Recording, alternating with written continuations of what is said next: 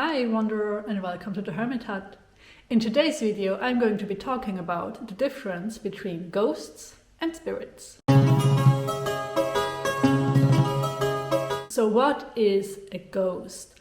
In my experience and from what I've learned, a ghost is the immortal part.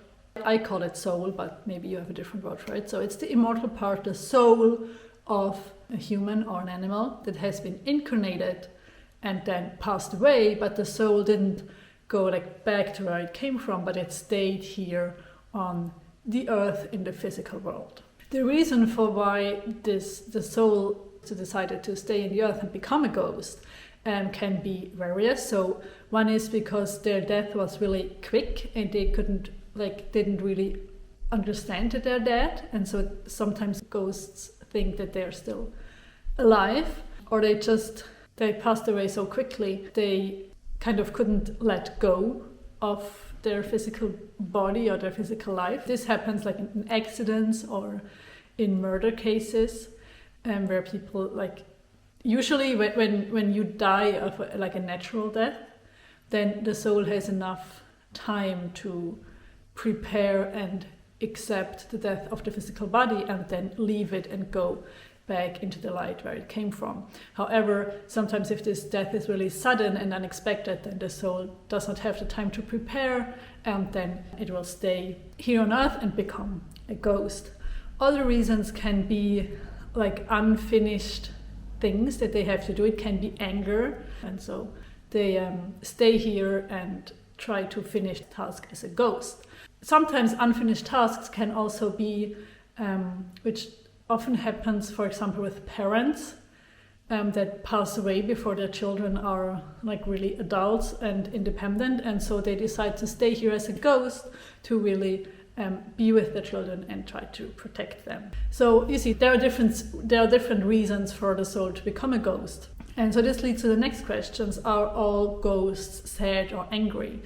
And so while there are a lot of angry and sad ghosts, this doesn't necessarily need to be. Like if they had a really happy life, it can be like that they don't want to let go of that life yet. Maybe they are afraid that the next life will not be as good. So they decide to stay at the place where they were the happiest. So why do happy ghosts not go on? So previously I said ghosts are souls. So the soul contains the spirit aspect of a being, but also some parts of the personal aspect that one had while in this physical form, in this incarnation. So they are not humans anymore or animals, but they are also not yet fully a spirit. What a spirit is, I will talk in a minute. So they are not fully in the spiritual world, but they are also not in the physical world anymore.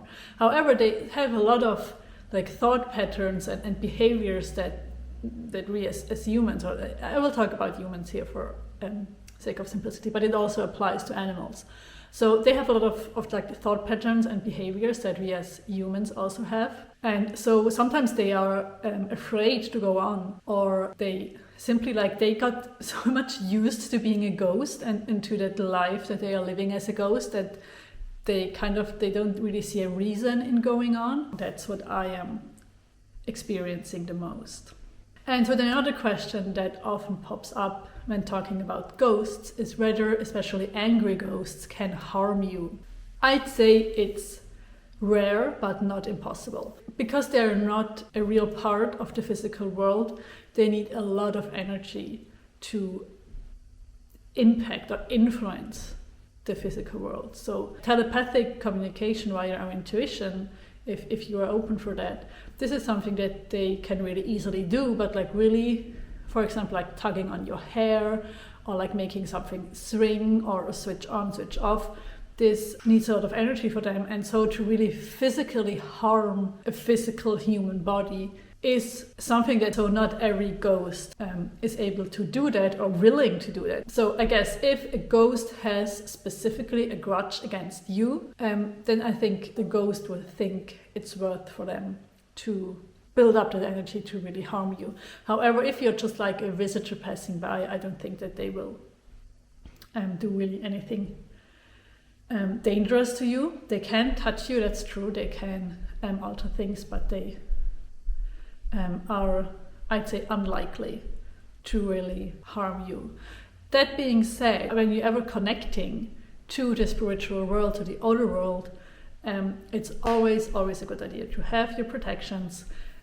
However you do that, whether you want to use herbs, crystals, visualization, praying, what you do, just like have this protection up and be sure that you have support in the spiritual realm. So moving on to spirit. So what is a spirit? A spirit, again, this is like just my understanding of the world and from my experience and from what I've learned. So maybe you have a completely different one, and that is okay. I just am stating here my experiences. So a spirit is an entity that is fully in the spiritual realm and has no constant connection to the physical earth. A spirit can be the fully passed on soul, or like the spiritual part of someone that has been incarnated, like of a human or an animal, but it can also be someone or something that has never been incarnated, that is fully and always living in the spiritual world. So can spirits visit us? Yes, spirits can come through the veil from the other world to this world and visit us. That is fully possible. The difference between the spirit and the ghost is that the spirit is free to go wherever they want, and they can go back and forth at their will from the other worlds to this world and back, whereas the ghost is tied to this world. Sometimes there are like questions of if you have your ancestors or dear ones that passed on and you visit their grave, do they know that I'm there? Are they coming there? If they are in spirit, so if they have fully gone into the light, they can see you, they feel you, they are with you, and they will come to you.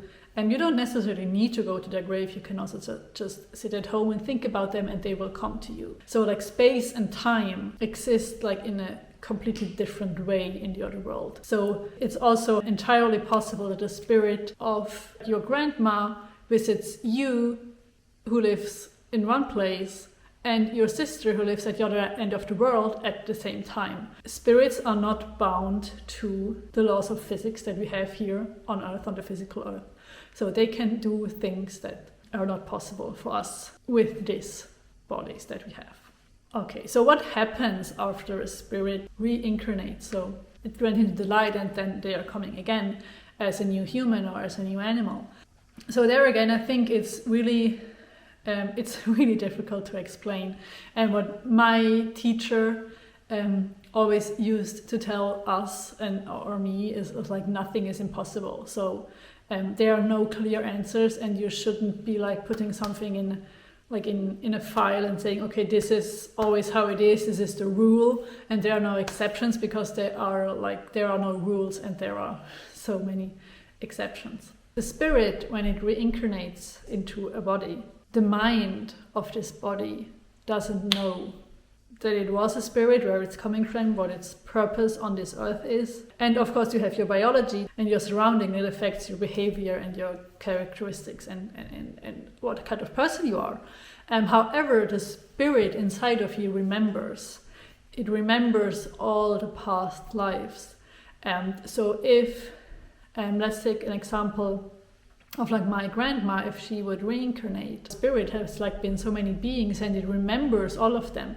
However, I, at least actively, I only know this spirit in the personification of my grandma. So she will present herself as my grandma to me. So the spirit moves on and it gets another body and it gets another personality. However, it will always remember who it was before it incarnated again, and they will always remember you, and you will be always able to contact your ancestors, even if the spirit of your ancestor now is part of a different soul from a completely different human being. So do all spirits incarnate eventually?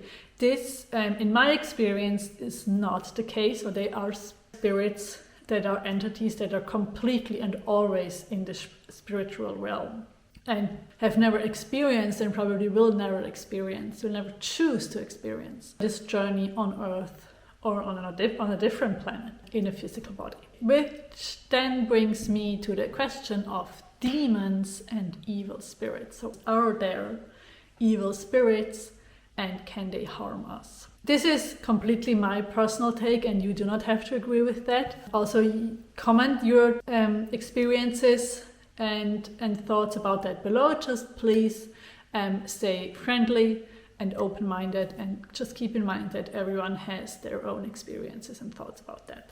In my experience, there are no purely evil spirits. For me, the devil is a completely Christian concept that was created to crush all the pagan beliefs that were at a place before Christianity came there. The devil is often depicted with horns and hooves, because a lot of the old gods of Europe at least had horns. And so they used this depiction to scare the people, to say what you've been worshipping all along until now has actually been the devil, and so you need to stop that. So for me, I do not believe in the devil or in Satan, or in like a purely evil source that wants to make this world bad. However, they are spirits that just do not care about humans or the physical world, and they see us more as a source of energy that they can use or that they can manipulate to get something that they want. There is no malicious intent, however, they are not treating us lightly. Maybe you can equate that to a human using light bulbs.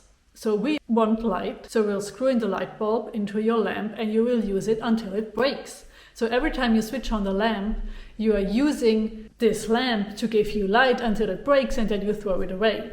And you've never thought that you are a bad person because you're doing that.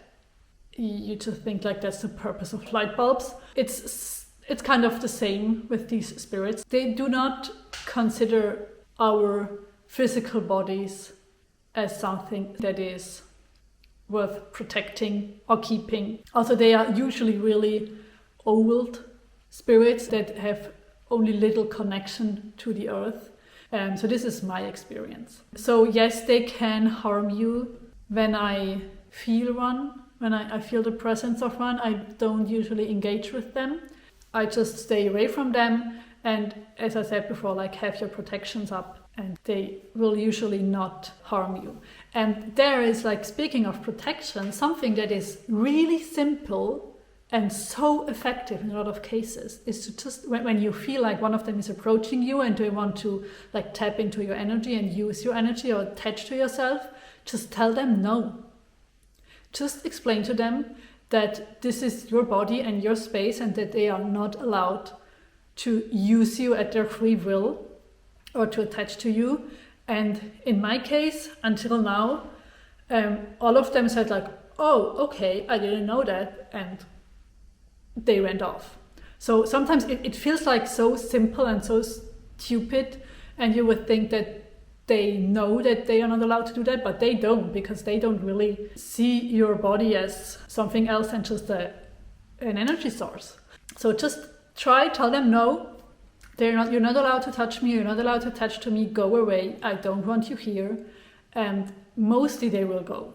The last question that comes up often is, so what is the difference between spirits and spirit? This probably needs to be a whole other video, but like in short, spirits are these separate entities that roam the spiritual and physical realms, whereas spirit is another term for this overlaying force that some people call God, or the universe, or the all, or source, or spirit, or the creator.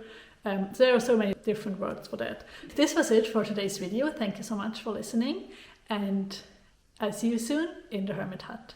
Bye!